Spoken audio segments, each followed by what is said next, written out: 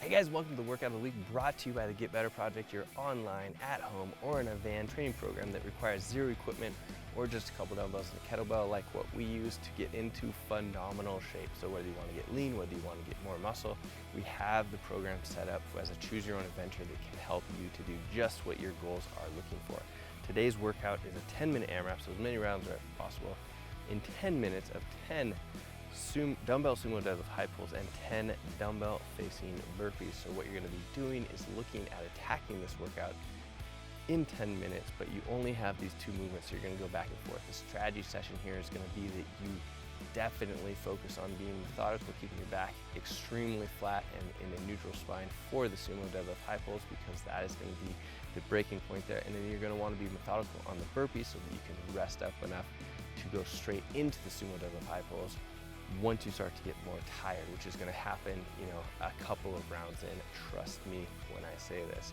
So check out the coaching videos that are coming up next, and then let us know if you have any questions. For the sumo deadlift high pulls, you're going to straddle the dumbbells in a sumo stance position here.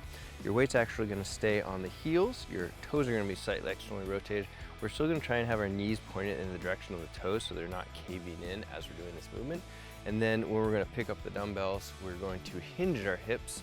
And I should also mention that the distance that your feet are apart from each other is going to be determined by your hips, so whatever feels comfortable for you. They don't have to be a certain distance apart, just far enough that the dumbbells can be in the middle of your legs. Then you're going to hinge over, making sure your back is flat, picking up those dumbbells.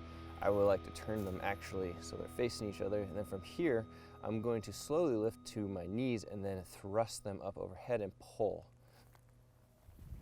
And then return back to the ground, up and pull.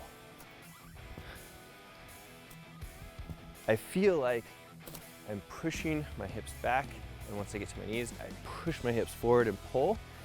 You're letting the dumbbells float until about shoulder or chest height. Elbows stay nice and high. I want to avoid having the elbows dip down. I want chest and shoulders and elbows nice and high.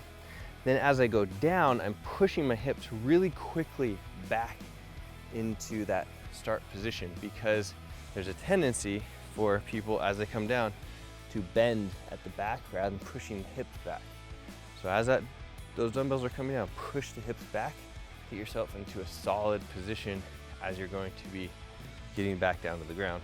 Lastly, if you can actually go slow to your knees or not as explosive, and then once you get to your knees, you explosively push your hips forward, it's going to make the movement easier just because you're in a better position for your hips to drive the weight up.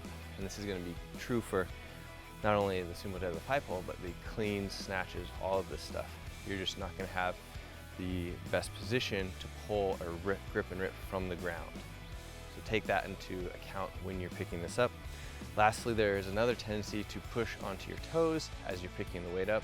Really try and stay back on the heels. That's going to have the hamstring and glutes work harder and be more of your driving force than the quads, which is going to be also very good for you. For a dumbbell or object facing burpee, you're going to have a dumbbell or an object that you're going to put in the middle of your burpeeing location.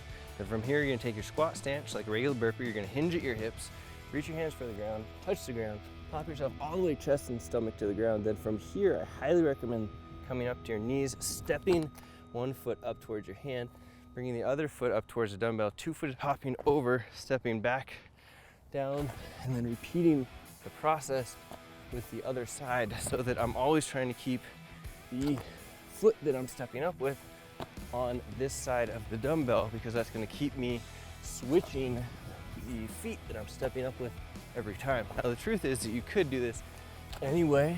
You could jump up, jump over, it's just going to be a little bit harder, or you could even crawl up and then jump over, and that would be fine as well. You're just mostly trying to keep your back flat as you hinge over, getting to the ground on the burpee, and then keeping the back flat as much as you can, getting up and then jumping over the burpee or over the dumbbell or object. If you would like to try out the Get Better Project for 2 weeks on us, head over to thegetbetterproject.com/2 weeks, and you'll get access to our full app, you'll get access to our coaches, you'll get access to setting up your nutrition so that you can have your nutrition dialed in and getting results as soon as possible, then we will adjust that weekly with our weekly athlete coaching check-ins, and you will get all of that for free for 2 weeks. Check us out, see if there's something in there that will benefit you and your life, which we know that there is, and let us know if you have any questions. Lastly, let us know how you did on this workout.